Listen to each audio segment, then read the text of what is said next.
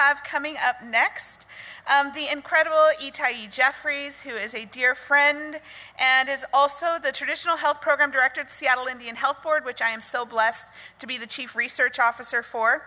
In their role, Itai oversees our traditional Indian medicine service delivery, the Elders Program, youth services, and they have also done incredible work, not only in Seattle, but in every area they've ever lived in bringing attention to and ensuring that we treat with respect and honor our LGBTQ and two-spirited community.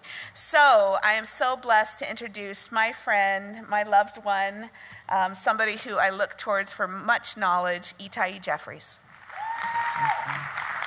Meku kana habne nebi mi mataluk nawa oni newa Itai hinigo yesa inga magana gana gutskaiwa nerewa himunti. I just said hello and good morning, everyone. My name is Itai. I'm known as the one who stands strong in my language. I come from the Yesa people, and that's what we call ourselves, and we're officially known as the Okanichi Band of the Saponi Nation, the smallest and state-recognized tribe of North Carolina. Hey, do I have a relative over there, it sounds like. And we are also the people who come from where the Roanoke and Dan rivers converge in Virginia originally, and we got pushed down into North Carolina in the 1700s and been there ever since. So it's a great honor to be here and to be asked to speak today in this way. I'm very privileged to also be standing here on this territory, and I'm very thankful to the Shakopee, Mdewakanton people for hosting us. And I've seen all the plant medicines that have been restored here all around the grounds. In these beautiful places or on the mulch, you can see a lot of plant medicines that have been planted here to welcome guests to this place, and I thank them for that as well, because that is a beautiful way to welcome people and to remember. So this is a Native Nutrition Conference, and I just want to say that the way that I think about nutrition is that I think about our whole beings and what it means to nourish. And I am not a dietitian. I'm not a nutritionist. I can't tell you about what happens to our molecules, and I can't tell you about micronutrients. But I can tell you something about what it means to nourish our spirits, to nourish our minds, to sit and to process plants with family members and to laugh. That's medicine. That's nourishment. When I grew up in rural North Carolina, my family would sit around. My grandmother's house was built in 1850 and the floor sagged like this. We had to tie her TV to the wall. And we would sit there in the floor processing these things, shelling peas, whatever it took, and the family was talking during that time. And so that's the type of nourishment that I'm thinking about when I hear about Native nutrition as well. And all of it is valid and all of it is important, but nourishing our mind, body, spirits, and our lands is the way I'm thinking about this. Okay, I heard there was going to be a green button. I found it. So in my dissertation, my doctoral research, I've completed my doctorate in November of last year, almost a year ago. You know, I still kind of don't believe that, and one of my mentors told me it would take like 2 or 3 years for that to feel real. It's true. I'm hoping that it eventually will. But one of the things that I noticed when I talked to Native people from all over Turtle Island, and I was really asking them about their experiences with race and racism in the initial outset, and it turned into something different. But I asked them to imagine the circle, however they saw the circle, and to place themselves in relationship to it. And I heard Native people from all over. I'm talking about people who are, you know, quote unquote full-blooded, all of these different things. And I heard them talk about reasons why they were not in the center of the circle. Different things that they felt about themselves, things that they were missing. Some people mention their blood quantum. Oh, I'm only half Navajo. Or language. I don't speak my language, so I'm not welcome in ceremonial circles. Or I don't know how to do X, Y, Z. I'm different from the women back home. Also, people felt like they might not have the same right to identify, or that they're not easily identified by others.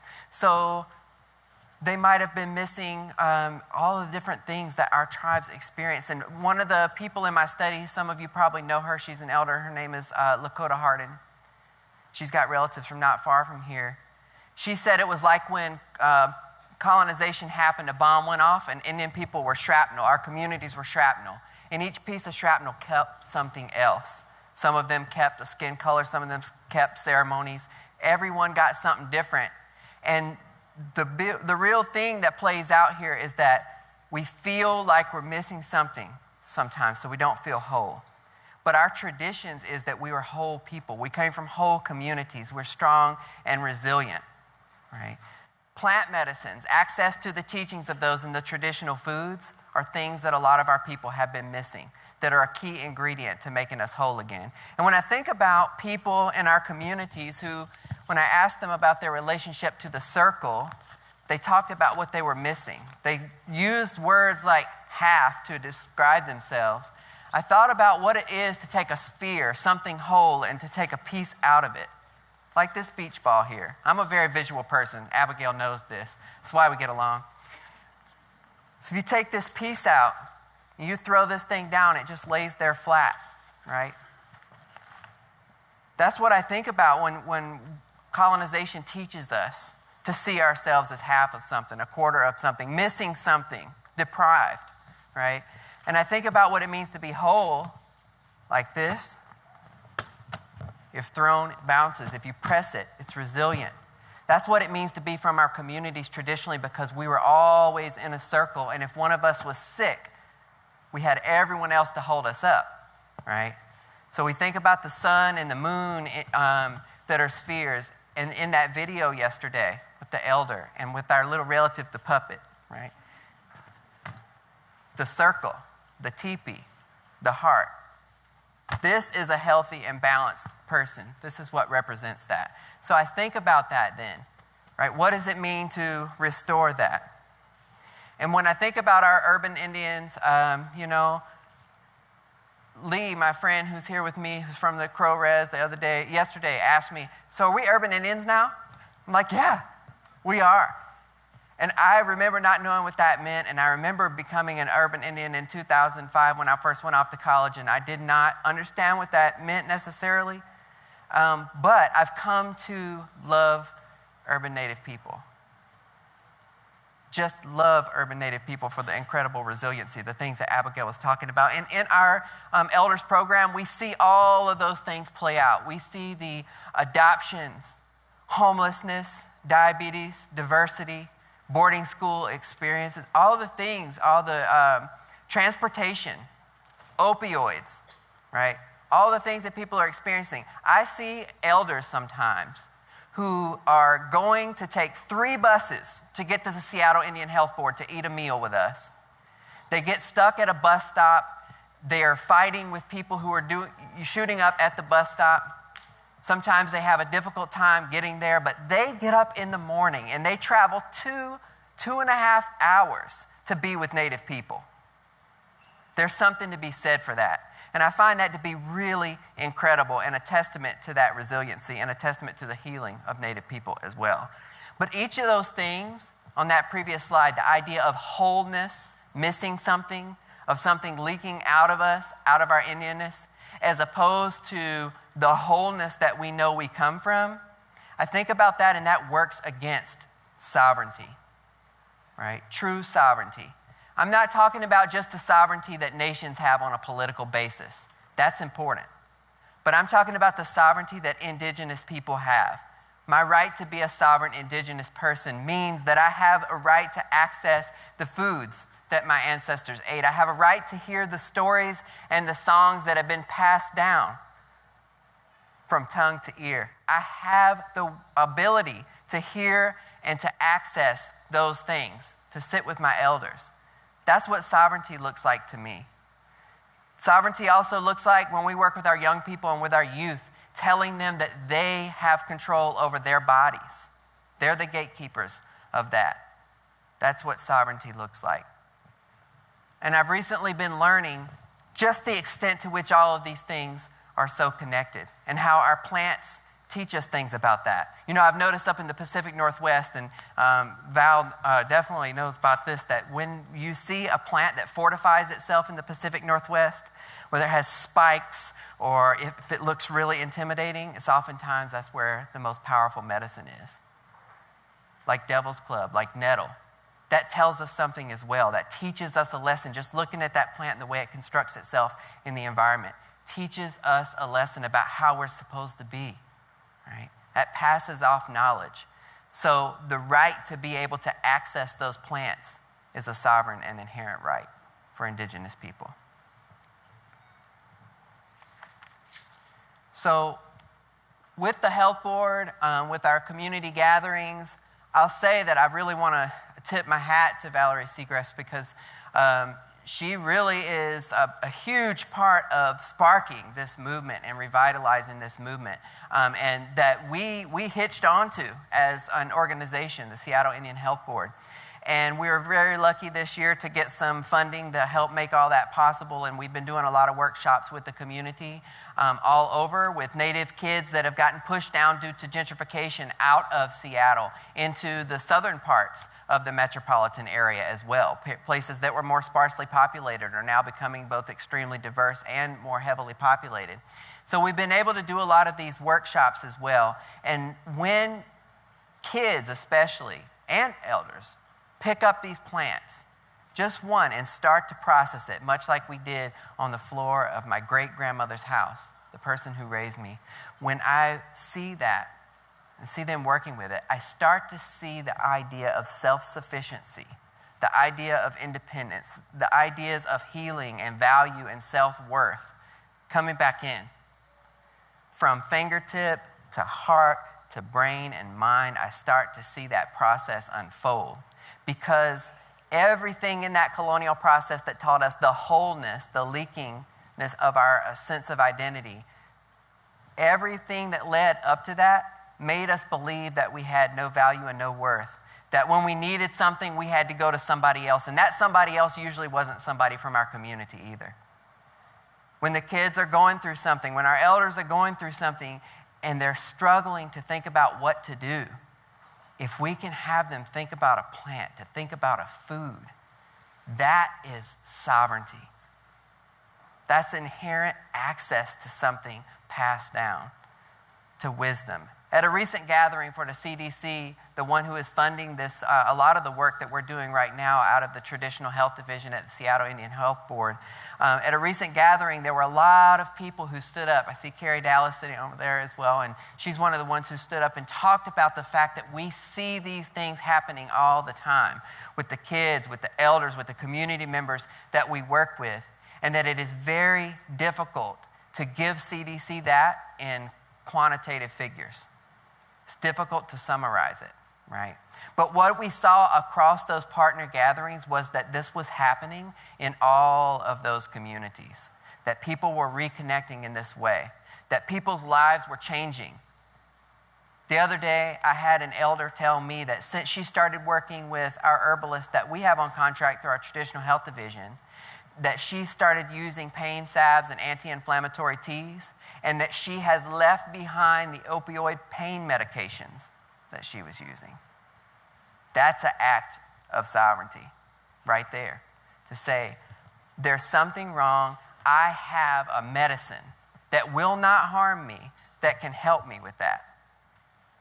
When I heard that, I just started to cry because I thought there is nothing more beautiful than an elder learning to recognize and remembering to recognize that there is something in the woods, there's something in nature that can help with these things that we've always experienced. So it is our job then to continue to make these things possible. So I brought another prop. Again, I'm a very visual person, right? But I'm thinking about our relatives. And in the way that I was taught back home, our first teachers are the animals and the plants. Just like what I said about the Devil's Club and the nettle fortifying itself and that teaching us a lesson about protecting your medicine, protecting your spirit, protecting your purpose. Each of these things means something to us. So if I think about right here, what does love look like, right? When I hear the word relative, I think about love. So if I think about our plant relatives, about our animal relatives, I'm also thinking about love. And when I hear urban Indian being thrown around oftentimes as something that is used as a slang, right? I think about each of the people that I have met who have relatives all over, still have relatives in those tribal communities as well. And I think about when I first went off to college and my own great-grandmother and what she would do every time I visited home. And I tried to visit as much as often as I could because I just really cherished my relationship with her. And she was the main reason I would want to go home. She started asking me lots of questions about my dorm room. What does it look like where you live? What are your neighbors like? What is the bathroom like? Is there your own shower? She wanted to know everything. And I asked her, I was like, you know, you're asking me a lot of questions about it. And she said, yeah. She said, you want to know why? I have to picture where you're at because at night, I pray for all my grandkids. And she said, when I sit down there, I think about what you might be doing, you know. I love the idea of her picturing me studying all the time too, you know, for those who went to college. That was pretty great. But she wanted to picture that. And she was asking me about the dorm, and I said, well, the one thing is, Granny, it's a little cold at night. So next time I went there, she had this blanket that she had made for me. And this is a beautiful blanket for me because she learned to quilt on the farm, raising tobacco. She never had any sewing classes or anything like that. If you look at the stitches of this, the stitches are all crooked like this because she hand sewed everything in this, and every stitch was a prayer for me. She also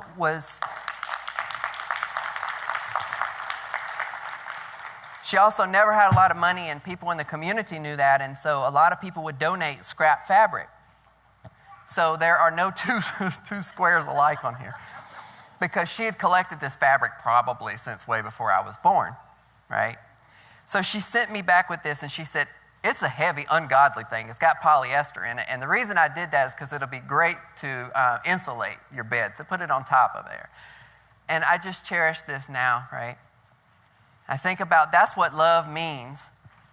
And since I've been able to do so much work with people who have such strong connections and be inspired by people who have such strong connections to the plants, especially those that are growing up in the Pacific Northwest, I started remembering my experiences with plants back home, and I started thinking about that tapestry that Creator is weaving for us. Those prayers, those stitches that the old ones, that the ancestors and that Creator was weaving for us. And that when I'm walking through the city of Seattle, when I'm walking around the Puget Sound, that's a place that I'm so blessed to live in today, and I've started to recognize and be able to identify those plant relatives that are sustaining us there, I'm thankful. I'm starting to picture my grandmother's quilt because it is that same tapestry. And I speak to them. I say hello. I had even that wild blackberry that kept dropping little blackberries right on top of my car and making a big mess. I would speak to it in the morning and say good morning to it. Thank you for sustaining us. And if we pay attention to the way that they grow, you know, urban Indians are people who are resilient, who are learning to put that piece back together, who are learning to get the wholeness again, no matter where we end up. And I look at our first teachers, those plants and those animals, and they're still there as well. I seen something, and you'll see it on a slide in just a minute, but I saw a salal bush growing up through cracked concrete one day. And I was just walking around through the city. In fact, I had to go get some lunch, and our Urban Indian Health Board that we work at, Seattle Indian Health Board, is located right in the International District, so there's lots of great places to go eat. But I'm walking, and I see this crack in the concrete. There's water there, and a salal bush is growing up out of that. And I thought, that right there, that's what it means to be an urban native, right? That's what it means to heal. Because despite everything, that medicine is still coming up to say, good morning, relatives, and to offer its strength and medicine to us, regardless. So just a few pictures that I want to show you of some of these things happening. We did a garden for our elders. Our elders program is a day program. We estimate that anywhere between 1/4 of the people we serve in our elders day program are in some state of homelessness at any given time. Many of them are adoptees or they are disconnected from some of their tribal homelands for lots of different reasons. And so they come and they sit with Native people every day. They tell stories. They play bingo together. That's the most important part. They do plant medicine workshops now, right? They sit together and bead together. And so when I started, we started doing a plant medicine garden, and every year we plan to rotate different medicines, but I offered what I had, which is a traditional tobacco from my home. And with that comes the lessons about how tobacco is not supposed to be disrespected, how we don't smoke it in this way, and all these things. And so they grew it through the full cycle. They had a planting ceremony, then they harvested it, and then they processed it, and they made prayer bundles. This was their idea. They made prayer bundles to give to guests of our health board. And so it was the whole year calendar there. And when they sat together and did that, they told stories to me about how much that affected them. And one of them said that she felt like she never had anything that she could solidly tell her kids that was something that she learned that was Native. And she raised her kids that way, just not talking about being Tlingit. And then we started doing all these plant medicine workshops, and she just started to cry in an elders council meeting. And she said, I finally have something to be proud of, and I have things that I can teach to my grandkids. And that's not about any of us staff there. That's about the medicines. That's about those medicines because they take care of what needs to be taken care of. We do lots of workshops out in the community. Here's some images of those. Just bringing the medicines for the kids to touch, for them to taste, for them to make their own teas with. We talk to them about the medicinal properties and the spiritual properties of these different plants, and they get to construct their own. Because a lot of this is about putting that power, again, that sovereignty back in the hands of people so that they can access it for themselves. So we take them out on plant walks as well. Just right there at the health board, even in the place, there's a sloping area just a little bit south of the health board, and that was where we had a huge homeless encampment. But even right there on that sloping piece of soil are all these medicine plants. You can just see them from the windows, the fireweed and the hawthorn growing down there, lots of different things. And so even there in the urban setting, those plants come and find us. And we're there because they're there, and vice versa. A few more images of that. And I just have to say something about this picture because, again, I want to say it's not about just the storyteller. It's not about the teacher. All of us are important right? It's not about us. We were doing some work with Cedar, and we brought in somebody to help the relatives out of at our Thunderbird Treatment Center. I think it's a 65-bed residential treatment center for addiction and alcohol addiction as well. And we brought in people to do this work, and they were working on the sewing machines. And we had two guys who had been at war with one another since they first got there because they were from opposing gangs. They had been involved in gangs in Seattle. And when they interacted with these medicines and they sat and they were supposed to make pouches to keep them in, they realized something. Both of them were from tribes that used cedar. This was an important connection because they realized that their connection to cedar was more important than their connections to those two gangs. And what they did is they went back to the dorms and they came back in. We didn't know what was going on. And they came in with these two cloths that represented their gangs, and each of them made a medicine pouch for that cedar that had half of each. That is healing. I left just in total dismay at what had happened, and it was a beautiful thing. We also started to do some of that work by bringing in stories and teachings. One of them I will highlight tomorrow in a personal story that I'm going to tell involving one of the plant medicines that I use back home in North Carolina that I was raised with and that my people use, called sassafras. So we've done some work with our Two-Spirit community. We had a Two-Spirit traditional feast where we honored Two-Spirit elders from the local community this year. And again, bringing those plant medicines in, talking about what they teach us about diversity in our tribes, what they teach us about gender roles, what they teach us about medicine, as a way to heal some of the wounds that have been inflicted in our communities. This was the start of something that is going to be huge. We're going to continue this work, right? So this is where I want to leave you today. And this is what I was thinking about, that some of that's law coming up there out of the concrete. And so it is that our first teachers continue to guide us. Berries between buildings, grown from cracked concrete, greet their relatives. Reaching up to the stars, reclaiming space without permission or apology, that the Henenu relatives, those who stand upright, can remember we were all prayed here. And it's with that I leave you. Bilahu.